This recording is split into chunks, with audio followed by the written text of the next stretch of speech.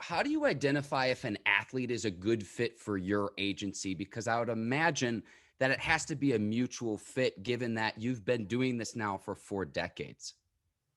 So this will be my 47th draft. Um, you know, I got to tell you one thing. There were saber-tooth tigers and mastodons were circulating around the earth when I just got started. Right?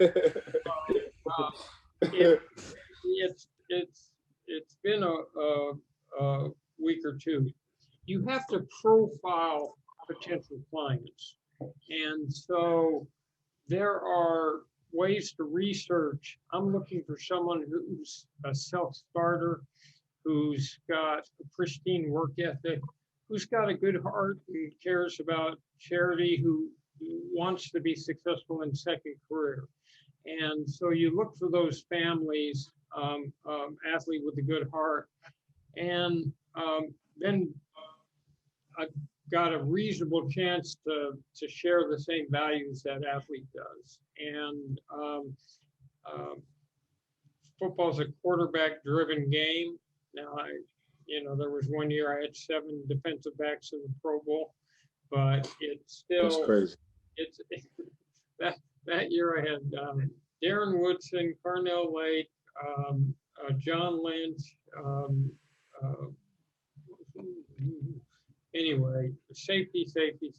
But at any rate, that's the profile you get, Mark, and we're looking for athletes who will fit that. So we continue to find the Tua Tagovailoas and Patrick Mahomes. We have Ronald Jones on Tampa Bay, and you still find those athletes, because part of my job is to understand how to create a second career for an athlete, how to put them into a networking situation where they'll meet the people that will help them on that next step.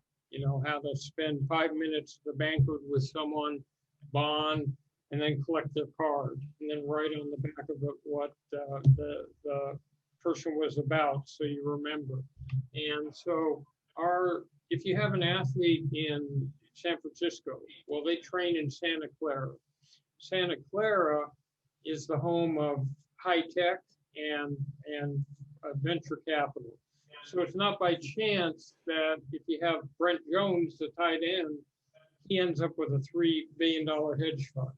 Or Bruce Smith, through Virginia Tech alums, ends up owning his own construction company. So for this generation, the owners, and 3 of the players that I've worked with are actual owners of NFL teams. The first was Duron Cherry, who owned part of the Jacksonville Jaguars. Warwick owns part of the Falcons, and I had a player, Ray Childress, who owned part of the Houston Texans. So this generation of players can do anything, control their own content, make plans for second career. It's a very exciting time.